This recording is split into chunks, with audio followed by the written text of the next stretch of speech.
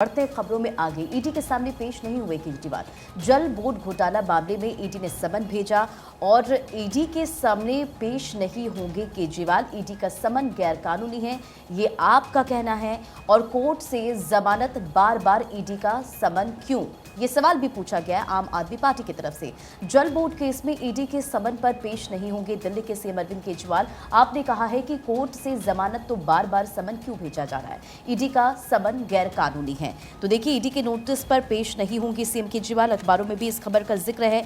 आप बोली है कि जब कोर्ट से जमानत तो बार बार क्यों समन भेज रहे। दिल्ली के मुख्यमंत्री अरविंद केजरीवाल दिल्ली जल बोर्ड घोटाले के मामले में ईडी के सामने पेश नहीं होंगे। पंचकुला के गुरुद्वारे आपको लिए चलते हैं, जहां पर हरियाणा के मुख्यमंत्री पहुंचे हैं। ये सीधी तस्वीरें आपके टीवी स्क्रीन पर मुख्यमंत्री की यहां पर मौजूदगी और गुरुद्वारे में अरदास करते हुए आपको सीएम नजर आ रहे हैं। ये तस्वीरें इस वक्त आपके टीवी स्क्रीन पर सुबह दिन की शुरुआत हरियाणा के पंचकुला में गुरुद्वारे में मत्था टेकने के बाद हरियाणा के नए नवेले मुख्यमंत्री को आप इन तस्वीरों में देख सकते हैं, जो कि यहाँ पर गुरुद्वारे में मौजूद हैं। और क्योंकि अब बेहद खास ये पूरा उनका कार्यक्रम हो जाता है, नायब सिंह सैनी को आप इन तस्वीरों में देख रहे हैं। और साथ ही साथ आपको विधानसभा के स्पीकर ज्ञानचंद गुप्ता भी उनके ठीक बगल में नजर आएंगे। और कई और बड़े चेहरे हैं प्रदेश बीजेपी के, जो कि गुरुद्वारे में इस वक्त मौजूद हैं अरदास करते हुए पूरे विधि विधान के साथ। ये अरदास यहाँ पर हो रही है।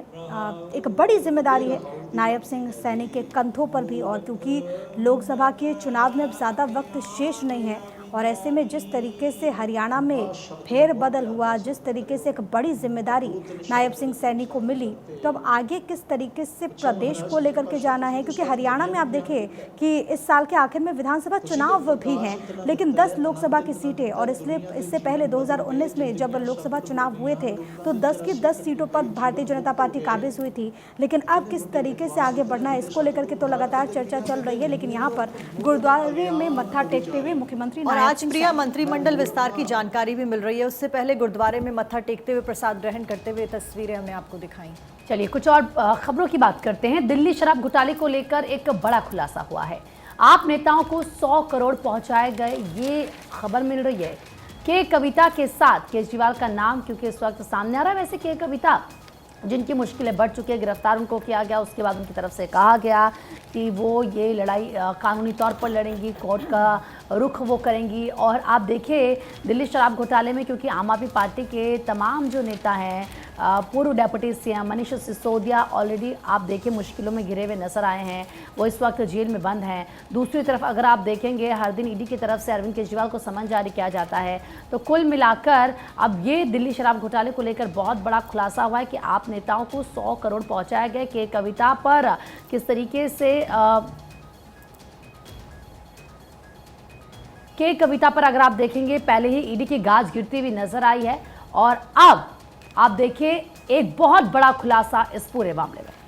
इस बीच अगली खबर जम्मू कश्मीर से, जहां पर उमर अब्दुल्ला के भड़काऊ बोल एक बार फिर से सामने आया है। हमारे लोगों की रोजी रोटी छीनी जा रही है। उमर अब्दुल्ला ने ये बड़े बयान दिए हैं। बाहर के लोगों को हमारी जमीन बेची जा रही है, उनके द्वारा ये कहा गया है। तो देखिए एक बार फिर से 370 हटाए जाने को, 35A हटाए जाने को लेकर टारगेट करते हुए मोदी सरकार को, केंद्र सरकार को वो नजर आए और भड़काऊ भाषण देते हुए वो नजर आए। हमारे लोगों की रोजी रोटी छीनी जा रही है, क्योंकि देखिए राइट बाहर के लोगों को दिया गया था 370 हटने के बाद में कि हम लोग जाकर भी वहां पर जमीन खरीद सकते, यानी कि अन्य लोग जो कि जम्मू कश्मीर से ताल्लुकात नहीं रखते हैं वो भी वहां पर जाकर जमीन खरीद सकते हैं। और इसी बात के ऊपर एक बार फिर से टारगेट करते हुए नजर आया। उनके द्वारा कहा गया कि हमारे लोगों की रोजी रोटी छीनी जा रही है, जिसके बाद लगातार अब वो एक बार फिर से भड़काऊ भाषण देने में सामने आए हैं।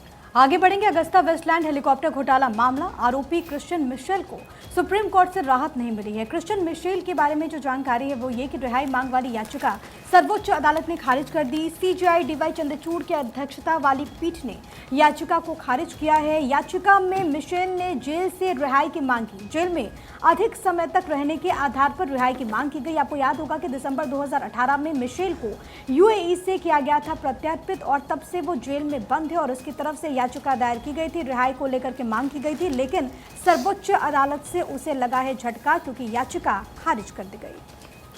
बढ़ते खबरों में आगे आजम खान को की फिर कानूनी मुश्किलें बढ़ गई हैं। अब रामपुर के डूंगरपुर मामले में आजम को 7 साल की सजा, सरकारी जमीन बताकर तोड़फोड़ करवाने का आरोप लगा। और देखिए अखबारों में भी इस खबर का जिक्र है।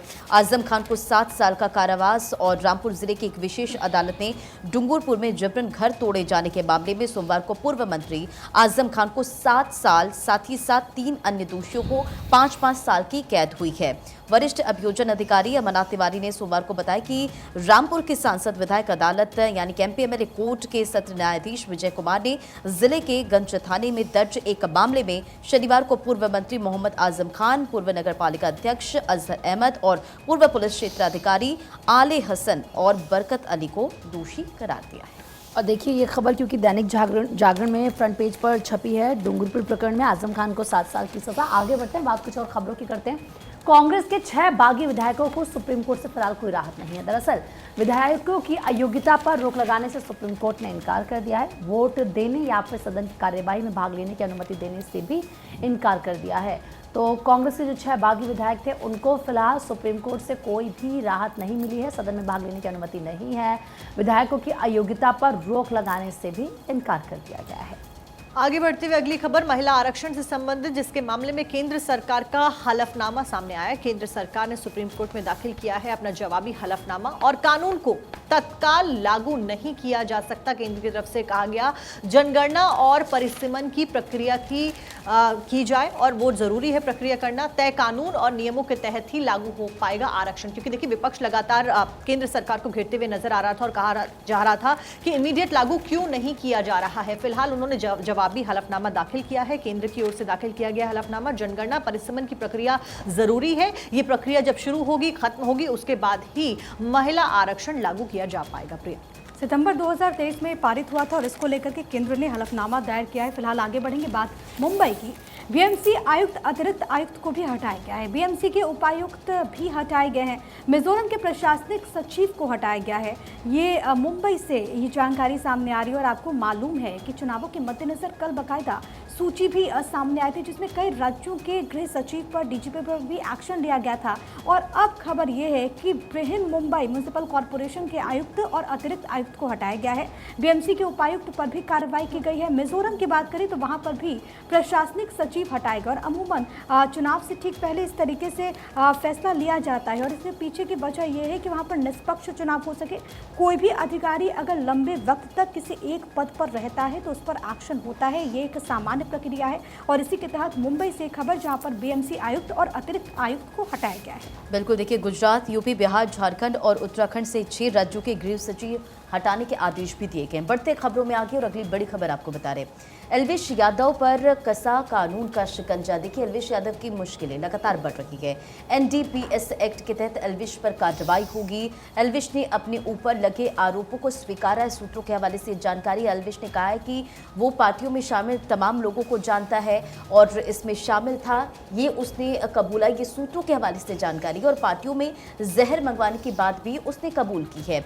14 दिन की न्यायिक हिरासत में है अब एल्विश यादव। तो देखिए इस पूरे मामले को लेकर लगातार एल्विश यादव की मुश्किलें बढ़ती हुई नजर आ रही है। और आपको याद होगा जब एल्विश यादव पर ये आरोप लगे थे तब एल्विश यादव ने एक वीडियो बनाया था और उसने कहा था कि ये सारे आरोप झूठे हैं, मैं ऐसे कोई भी केस में शामिल नहीं हूं। हालांकि अब जो जानकारी सामने निकल के आ रही है उसके मुताबिक सूत्रों के हवाले से ये कि एल्विश यादव ने अपना जुर्म कबूल किया है। उन्होंने ये बताया है कि जो रेव पार्टियां होती थी, जो लोग उसमें शामिल थे वो उसे जानता था और साथ ही साथ जो रेव पार्टियों में सांपों की जहर की सप्लाई होती थी वो उसमें शामिल थी। हालांकि अब इस पूरे मामले को लेकर जांच का दायरा आगे बढ़ रहा है और 14 दिन की न्यायिक हिरासत में एल्विश यादव है। और आपको याद होगा जब शुरुआती जांच इस पूरे मामले में चल रही थी, जब पहली बार खबर आई थी कि सांपों के जहर का इस्तेमाल किया जाता है, और आप सोचिए कितना ज़्यादा खतरनाक होता है कि सांप का जो डंक होता है उसको अपनी जीभ पर ये लोग लेते हैं और बहुत ही ज़्यादा हार्मफुल भी ये हो सकता है।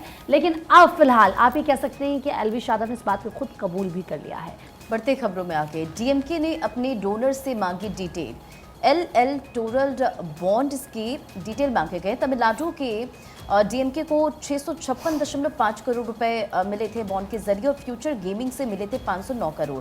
देखिए अखबारों में भी इसका जिक्र है। चुनाव आयोग ने सुप्रीम कोर्ट के निर्देशों के बाद इलेक्टोरल बॉन्ड से जुड़ी नई जानकारी अपने वेबसाइट पर साझा कर सार्वजनिक करने को कहा है और सार्वजनिक भी कर दी भी गई। आपको बताते चले राजनीतिक दलों ने यह जानकारी सीलबंद लिफाफे के माध्यम से इलेक्शन कमीशन को सौंप दी थी। बात अगर करें तमिलनाडु की सत्ता पर काबिज डीएमके को इलेक्टोरल बॉन्ड के जरिए 665.5 करोड़ रुपए का चंदा मिला, जबकि इस चंदा को 77% हिस्सा 509 करोड़ रुपए लॉटरी किंग सेंटियागो मार्टिन के फ्यूचर गेमिंग की ओर से मिला है। नोएडा अथॉरिटी ने यूनिटेक का प्रस्ताव ठुकराया। यूनिटेक ने दिए थे हाउसिंग प्रोजेक्ट के रिवाइज प्लान, ऐसे में अथॉरिटी ने वापस मांगी है खाली पड़ी जमीन। दरअसल टाइम्स ऑफ इंडिया में इस खबर का जिक्र है, तो देखिए किस तरीके से नोएडा अथॉरिटी ने यूनिटेक का जो प्रस्ताव था उसको ठुकरा दिया है और एक नया प्लान दिया गया था दरअसल यूनिटेक की तरफ से, जिसको लेकर उस प्रस्ताव को मंजूरी नहीं मिली और ये कह सकते हैं कि यूनिटेक ने नए हाउसिंग प्रोजेक्ट का प्लान दिया था, लेकिन अथॉरिटी ने खाली पड़ी ज़मीन ही वापस मांग ली। तो एक झटका ज़रूर यहाँ पर यूनिटेक को लगा है। आगे बढ़ते हैं, अगली खबर का रुख करते हैं। संथाल में अवैध खनन और जमीन घोटाले का पूरा मामला, जिसमें पूर्व सीएम के प्रेस सलाहकार ईडी ऑफिस पहुंचे। ईडी की अभिषेक से 8 घंटे पूछताछ चली और सवालों पर चुप्पी हालांकि उनके द्वारा साधी रही। हेमंत सोरेन के प्रेस सलाहकार थे अभिषेक और इस बीच ईडी के ऑफिस में पहुंचते सवाल जवाब उनसे किए जाते हैं, लेकिन वो कुछ कहते हुए और जवाब देते हुए नजर नहीं आते हैं। झारखंड का संथाल परगना और इसको लेकर के सियासत भी हुई है। अवैध खनन और जमीन घोटाले का ये पूरा मामला फिलहाल आगे बढ़ते तमिलनाडु सरकार पहुंच चुकी है supreme court. Governor R N. Ravi के खिलाफ याचिका देगी। सुप्रीम कोर्ट ने दरअसल पोनमुडी की सजा निलंबित कर दी थी, फिर भी गवर्नर ने उन्हें मंत्री पद की शपथ दिलाने से इनकार कर दिया। हिंदुस्तान टाइम्स के हवाले से खबर है और तमाम अखबारों ने इस खबर को जगह दी है। दरअसल इससे पहले आपको याद होगा कि मांग की गई थी कि पोनमुडी को एक बार फिर से कैबिनेट में शामिल किया जाए। मेरे पास इस वक्त दैनिक भास्कर और फ्रंट पेज पे ही छोटी सी कॉलम में इस बात का जिक्र है कि तमिलनाडु में गवर्नर और सरकार फिर आमने सामने आ गई है। गवर्नर जो वहां पर हैं आर.एन. रवि, उन्होंने ये कहा था कि पोनमुडी पर भ्रष्टाचार के आरोप लगे और इसी वजह से नैतिकता इस बात की अनुमति नहीं देती कि उनको एक बार फिर से कैबिनेट में शामिल किया जाए। दूसरी तरफ वहां की जो सरकार है वो ये कह रही है कि जब सुप्रीम कोर्ट से उनकी सजा को निलंबित कर दिया गया तो फिर से उन्हें कैबिनेट में शामिल क्यों नहीं किया जा रहा। अब देखना होगा कि सर्वोच्च अदालत का इस पूरे मामले में क्या रुख होता है। रंजना, और इस बीच अब बात कर लेते हैं कि आज कोर्ट में कौन कौन से केसेस हैं जिनके ऊपर सुनवाई होने वाली है। आपको बता दें कि नागरिकता संशोधन नियमों के क्रियान्वयन पर रोक संबंधी याचिकाओं पर सुप्रीम कोर्ट में सुनवाई होगी। विरोध में दायर हैं 200 से अधिक याचिकाएं जिनके ऊपर आज सुनवाई होगी। वहीं पाकिस्तानी हिंदू शरणार्थियों को मजनू के टीले से हटाने का पूरा मामला, जिसमें दिल्ली हाई कोर्ट में सुनवाई होगी। पिछली सुनवाई में डीडीए की डिमोलिशन कार्रवाई पर लगी थी रोक। और तीसरा है दिल्ली शराब घोटाले से जुड़ा मामला, जिसमें मनी लॉन्ड्रिंग के मामले में आम आदमी पार्टी के सांसद संजय सिंह की जमानत याचिका पर सुप्रीम कोर्ट में सुनवाई होगी। दिल्ली शराब घोटाले से जुड़े मनी लॉन्ड्रिंग के मामले में मनीष सिसोदिया और संजय सिंह की पेशी होगी। दिल्ली की राउज एवेन्यू कोर्ट में दोनों की पेशी होगी। वहीं दिल्ली शराब घोटाले से जुड़े मनी लॉन्ड्रिंग के मामले में ही बीआरएस नेता के कविता की भी याचिका पर सुप्रीम कोर्ट में सुनवाई होगी। वहीं आंध्र प्रदेश कौशल विकास घोटाले से संबंधित मामले में चंद्रबाबू नायडू को हाई कोर्ट से मिली जमानत के खिलाफ में याचिका, आंध्र प्रदेश सरकार की याचिका पर सुप्रीम कोर्ट में आज सुनवाई होगी।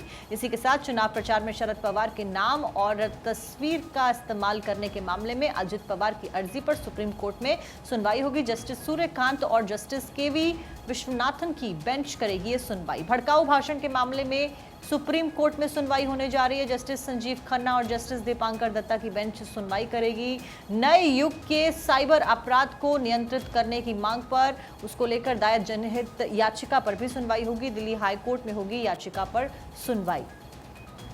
ज्ञानवापी के 8 तहखानों के सर्वेक्षण संबंधी याचिका पर भी सुनवाई होने वाली है। समाजवादी पार्टी के विधायक इरफान सोलंकी के खिलाफ आगजनी मामले में आज फैसला आएगा और इस पूरे मामले में अब देखना होगा कि कोर्ट का रुख क्या होता है। तो ये कुछ अहम केस जिसकी जानकारी आपके टीवी स्क्रीन पर।